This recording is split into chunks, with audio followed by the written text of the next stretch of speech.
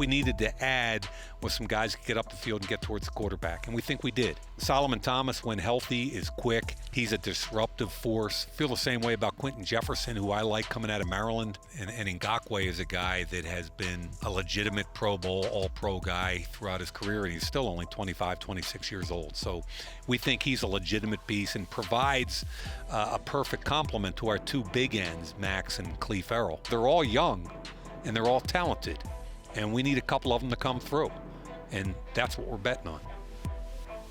Hello and welcome to the Raiders Report here inside our Intermountain Healthcare Performance Center, brought to you by Credit One. I'm Erin Coscarelli. I brought my cornerback friend Eric Allen with me. EA, it's been way too long. How you been, bud? I'm doing pretty good. How about yourself? Good to see you. You looking good. Always. You're looking great. Love the shoes. Thank you very much. I try to bring it with the shoes. It's hard to keep up with this guy. Oh, come on. But good news for you guys at home. We've got a lot to get to today. We've got a great show. We're talking all things, of course, Raiders free agency. We're going to hear how NFL analyst Louis Riddick thinks the Silver and Black have navigated so far. And someone on this set got to catch up with a pretty big deal free agent who is now repping Las Vegas. All of that, of course, coming up. But first, EA, I want to get your take. How do you think the Raiders have handled the offseason so far? Well, first of all, we know one of these rooms has been upgraded tremendously. Defensive line-wise, they did an outstanding job of really recognizing what you need to do to get those sack numbers up. So the defensive line room has really popped off this free agency. Yeah, we knew that the Raiders were going to want to add some veteran leadership on that defensive line, and they got it with a guy by the name of Ngakoue, who you're going to be interviewing, and we'll catch that interview momentarily. But here are some of the bigger name additions and some of the departures. And one of the names on the departures, because we talked about, was how were we going to replace a guy like Nelson Aguilar, averaging 18 yards per catch, 8 touchdowns. I think he was second in terms of touchdown receptions to Darren Waller. He had a career year. He had a career year. You know what? But you bring in John Brown, and again, John is an exceptional player. I mean, just consistent, outstanding route runner, a guy who's been in some big-time football games, so he's going to add to that room also. Again, you see the rest of that defensive line, guys. I mean, you start talking about Jefferson, who's very versatile, and I think that's the one thing that pops off to me is not just the defensive line room, but all those guys who are coming are versatile football players. John Brown can line up inside, outside. He can run routes for you. He can beat the defense. Those defensive linemen, Solomon Thomas can play the 3 technique. He can play inside. And it's all about numbers this year, particularly for that defensive line. Get those sack numbers up to 35 and above, and I think we'll be just fine as this season comes on. That's right. And the Raiders were ranked 29th in sacks last year. So that was a number that Gus Bradley, I think, for sure was wanting to improve this offseason. All right, well, let's stay with the running back situation. Let's stay with the offense, because a lot of people curious about the addition of Kenyon Drake. When you heard the news, how did you feel about it? It's speed. And again, it's an opportunity for John Gruden to be able to have a running back who can play all 3 downs, right? And now we're so used to having running backs fulfill a certain role. So if that running back, Josh, gets banged up a little bit, it was kind of a search to find who's going to be able to run the ball on first and second down. We have no worries about that right now. A guy who can really get to that next level. He's kind of a one-cut guy. The kind of guys who are going to hit the hole, turn it upfield, and outrun defenders. And I think that's very important in this days and age game where we can run the football and keep time of possession. We always talked about that last year, but he's a guy who can catch the football at the backfield, does a pretty good job of protecting. But more importantly, I think him and Josh do a great job of balancing each other. A little Wheatley, Garner 2.0 maybe.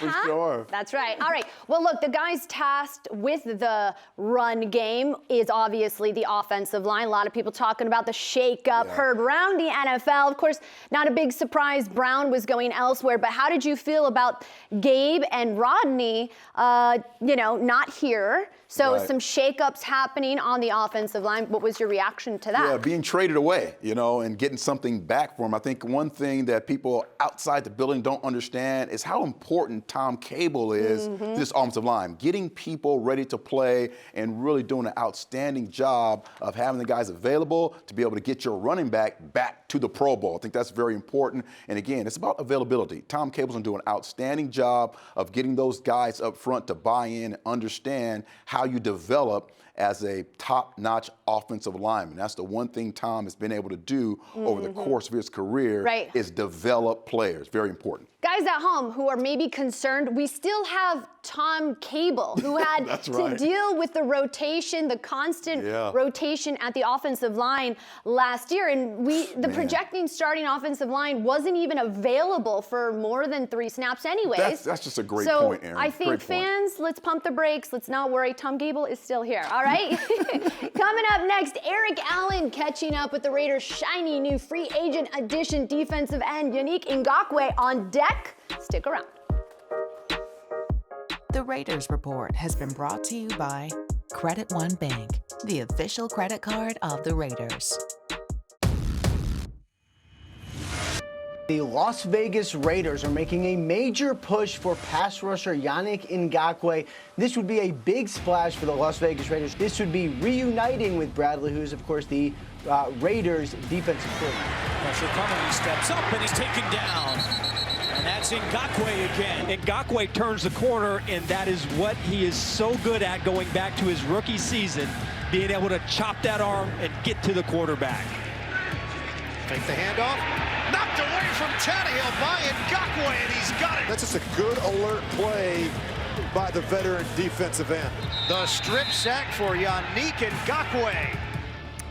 A quarterback's worst nightmare, and 2 things I know for sure defensive coordinator Gus Bradley likes: speed and physicality, both of course on full display with our brand new free agent in Yannick Ngakoue. Ia, you got to chat with him a little bit. What were your first impressions of the guy? I mean, just great presence I thought he has. And I mean, we know what he does on the football field. I mean, just outstanding play, has great numbers, has great energy about him. I think he's going to be a leader in that defensive line room. I mean, just a great acquisition for us. Yeah, you mentioned he had this presence, and certainly Christmas came early for A1 Gus Bradley, who you know is thrilled to be reunited with, in my opinion, the best edge rusher in the 2021 free agent class. But EA caught up with him earlier. Let's take a look. Yannick Ngakoue, man, thank you for joining us here with the Las Vegas Raiders, man. You feeling that love from Raider Nation yet? Putting a lot of love. I could just tell the fan base, man, they're super excited. I'm super excited myself to be a part of this organization and just ready to change things and, you know, bring a championship to Las Vegas. Yeah, for sure. Got a lot of young pups right now on that D-line. We've been looking for a catalyst to kind of take this unit to the next level. How are you going to be able to do that with these young guys and some free agents that you know that are coming over this year? Yeah, absolutely. You know, you got guys like Quentin Jefferson, bringing Carl Joseph back, bringing also, you know, we got Nassau coming in. So we got some guys, you know, that can play some football. And then the guys that we already have there, you know, we're just trying to bring everything together. And personally, what I'll bring, you know, to the table is just, you know, a lot of leadership, not just through the plays that I make, but how I treat everybody, the way I interact with people in the locker room, outside the locker room. I just want to be a big brother to those guys and that defensive line room in particular. Yeah, that's something they definitely need. You know, when you have a bunch of young guys, they're really talking about practice time and how you doing that practice to making yourself better. That's something you've done. 2017, got that Pro Bowl. You've been in an AFC championship game. Man, you've played a lot of good football. How can you kind of relay that to the players that you're going to see in the locker room? Well, you know, just basically, you know, any kind of questions they have for you, just answering it, whether it's a pass rush move, whether it's if I see a certain formation, like what am I seeing? Like, how do I take notes? Just different things like that. You know, I feel like the more prepared you are going into the more plays you'll make. I know we have that great relationship with Gus Bradley. Talk to us a little about what you feel about Gus, his defense, how he likes to have you fit in it. You know, Coach Gus, you know, that's a guy that believed in me from the start of my career, going all the way back to 2015, going into the 2016 draft. This scheme fits my style perfectly. Just allowing you to be a loose 9 or a loose 5, playing the 6 technique as well, but just being able to just attack and get after the quarterback. And I just love that 4-3 over under scheme, and you could be yourself as the flourish in that defense for sure. Dalton, 2nd and 10. Bryant. Oh, it's picked off Ngakoue. Yannick Ngakoue. Big-time defensive play. Do you have a book? I mean, when I played, I had a book on all the tough receivers, you know, the Jerry Rices, the Michael Irvins, those guys. Do you have a book on offensive tackles or offensive linemen? Yeah, I definitely have a notepad, you know, just of every guy I went against, weaknesses and strengths. And it's crazy, you know, this is a league where you're playing these teams every year, and these guys are the staples on their teams. You're seeing these guys every year, so you got to jot down what you did when you got a sack on a guy. How did you beat him? When you weren't able to get to the quarterback, how did he grasp you? How did he beat you? And that can give you a better game plan going into the next battle whenever you have to see that particular player again. Yeah, for sure. Talk to me a little bit about your preparation going into the AFC Championship game. I mean, that must have been just an exciting week of preparation. And once you get there, talk to us a little bit about what that was about, because we want to get there as Raiders. We want to be in that situation. We're in those playoff games. We're in that AFC Championship game. Talk to us a little about the preparation going into that and what you were thinking about. You know, it was just, I know one particular moment in particular that it's super beneficial to this conversation. And I would say, just every veteran stood up in that locker room the day before the game, and you have guys that said they've been here 5 times. You have guys that's been in the league for 9 years and said, yeah, this is my first time ever being here. So when you get to moments like that, take it for granted because you know get back or if you'll ever get back. So that's why you have to treat each game super serious to get back to those to the AFC. I ain't gonna lie, you got me excited when you talk about the AFC Championship. It's been a minute. That's awesome. Man, it was a pleasure talking to you, man. Good luck. We'll definitely be watching you. I know you're going to raise that level in that defensive line unit room, and can't wait to see you play. I appreciate you today. It's an honor talking to you, too. Wow, you can see the excitement there. He is awesome. Wow. You saw him right there staring the GOAT in the eyes, Tom Brady, getting after him. I mean, that's what kind of experience he's bringing to our room. Well, and you say he's played good football at a high level. He's played on great defenses. Great defense. Has been a part of those defenses, causing fumbles and turnovers and chaos in that backfield. He's not only sacking the quarterback, he's creating turnovers. And Raider Nation, you know you're going to like that. All right, coming up next, NFL analyst Louis Riddick joining us to talk Raiders offseason moves and what he really thinks of Derek Carr. Stick around.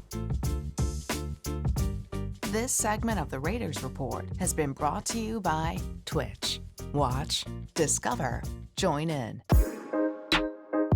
Welcome back to the Raiders Report, brought to you by Credit One. It is hard not to look good in silver and black. Am I right, EA? Right, Welcome to the show, ESPN NFL analyst Louis Riddick. Louis, how you doing, sir? I'm doing great. Thanks for having me on here. It's good to have you. Thank you very much. Looking good in that silver and black, and that's where we want to start. We'll talk off-season moves for the Raiders.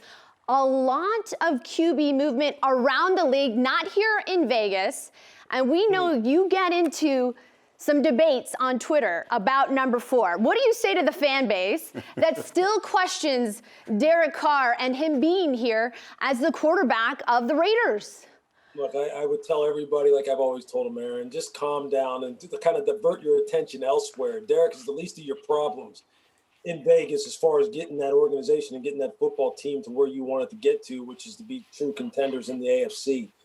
This is a guy who has proven over and over again that given ample weaponry and support around him, he can take you to where you want to get to. Highly efficient with the football, good athlete, great leader, has really reached the comfort level in John's offense at this point that he has never had up to this point in his career. Louis, can you explain to these folks that with a shortened offseason, with guys opting out of OTAs, what it would be like if a new quarterback came in here to try and digest all that material that John Gruden's putting at a quarterback? Because of what Tom Brady did down in Tampa Bay with no offseason, people go, well, that's the new norm. Okay? That's what we're supposed to do. You don't need to practice. You don't need to meet. You don't need to do anything. Just show up in August and play the game, and you'll win a Super Bowl. But we know that's the exception more than the rule. And you know what? Even going to the college level and obviously on the professional level, every single coach that I talk to talks about the fact that the game at some point in time is going to take a hit in terms of quality of play if you don't have these guys able to get together and practice. Yeah. And coaches be able to talk to them and meet with them one-on-one. At some point, it's just not sustainable for there to be across the board a high level of play. There may be some teams who are able to overcome it, but not every team will. And let's talk about some of the offseason moves the Raiders have made so far, Louis, because the guys tasked with protecting Derek Carr made some changes there up front on the offensive line, obviously to free up some cash to put elsewhere. What was your take when you knew that the Raiders were deciding to kind of make some changes on their offensive line there? I get the shock that people felt, but I also get the fact that when you look at it subjectively and objectively, they weren't getting the performance that they needed. As far as, look, their rushing game in particular, their run block win rate was not even in the top half of the league. So I'm sure, when John and Mike are looking at this, they're going, look, we got to get better return on investment from this position group. Mm-hmm. And we need the money to be able to allocate it elsewhere, both from a cash standpoint and from a cap standpoint, because we have other needs on this team. So they make the changes. And hopefully they can get better bang for their buck with the people who they're replacing them with. But that, again, those are some very good players that they let go out the door. And now they're going to have to produce without them. And hopefully they can do that. And look, one of the things you got to love what the Raiders did this offseason was bring in a guy like Gus Bradley. And now he gets to be reunited with another guy named Yannick Ngakoue. When you heard that the Raiders made such a quick move in getting and securing a guy like Gus Bradley as a defensive coordinator, what was your reaction to that? I like what they're trying to get done there. I like the marriage of Gus with guys like Yannick Ngakoue, because whenever you bring in veteran guys who are familiar with the people who are there as far as coaches, you usually have a quick translation in terms of performance on the field. Yep. Heck, we did that when we were in Oakland with Eric Allen. Okay, so he's a guy who was very familiar with, and Anthony Newman, how they were familiar with Willie Shaw, right? Right. Yes. I mean, that's what you look for, and that's when you get good production at those kind of transactions. So hopefully that'll lead the production on the field for the Raiders this year. Familiarity with Ngakoue and familiarity with the division. It's good to have a guy that knows this division inside and out. Of course, Gus Bradley being an expert, if you will. Look, we're going to let you go, but I cannot let you go without asking Louis about Allegiant Stadium. You were here last year, right? What were your initial impressions? Oh, I was just blown away. I mean, the place truly does look like something out of a sci-fi movie. It's going to be awesome, hopefully, to see it this year, with fans in it. Hopefully we have a Monday night game out there again so we can actually get the full feel of what that place is going to be like. So I'm sure everyone in Vegas is waiting to see that. And yeah, as far as the legacy brick and everything that entails, I mean, look, the Raiders are a legacy franchise. And everyone knows that when you put on the silver and black, you're in a very unique fraternity. I don't care if you played one game or 100 games. But Vegas, the Raiders will always have a special place for me. I mean, some of my best times of playing football were out there. I mean, like the guy standing next to you, I mean, this guy was the consummate pro, who I have nothing but great things to say about, who made an indelible mark on my career. I have nothing but love for the Raiders and hope they get everything that they're looking for. All right, Louis. Thank you, man. I really appreciate it, man. Keep up the good work. Thank you for joining us, Louis. Appreciate you. Absolutely. Thank you. Very cool. A unique fraternity, he said. I love that. Silver and black. All right, coming up next right here on Raiders Report, Eric and I are going to take a look around free agency around the NFL. Some other big things happening in the league. Stick around. We'll be right back.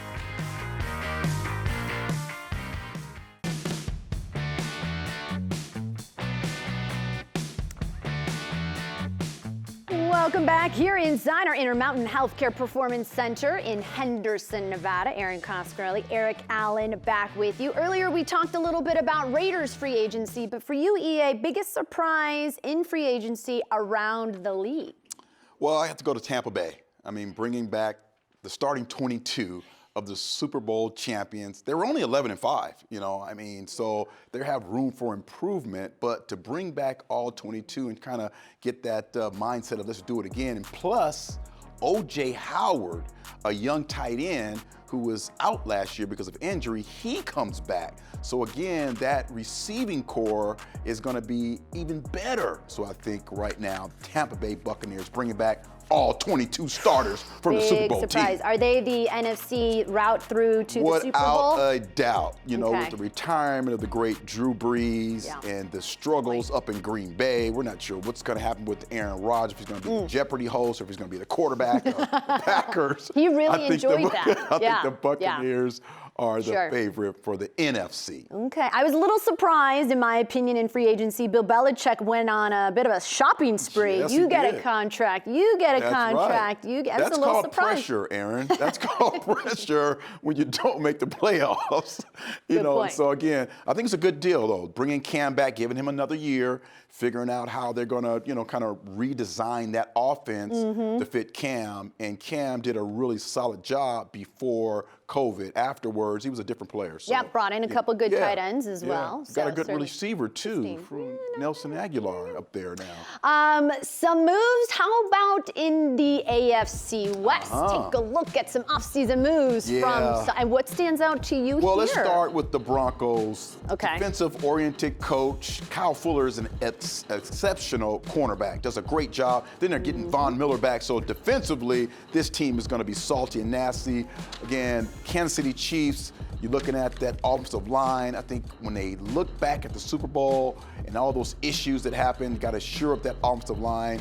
Eric Fisher and Mitchell not back again. And the Chargers, we saw what the Chargers are doing. Jared Cook, he's a pretty good football player. He's here with the Raiders a couple years ago. We know how dynamic he can be, so they have really elevated their offense again, going along with that young quarterback. But the most important guy from the Chargers, Gus Bradley. We got Gus Bradley from the Chargers. Come over here, the team's a coordinator. He understands and knows the offenses in the AFC West. He is the biggest free agent. Come on. It's a no-brainer. And you know what? It'll be really interesting to see how GB is going to impact the draft, which is next week. For everybody watching Raider Nation, we thank you so much for joining us today. For Louis Riddick, my guy, Eric Allen, I'm Aaron Coscarelli, and we will see you next time.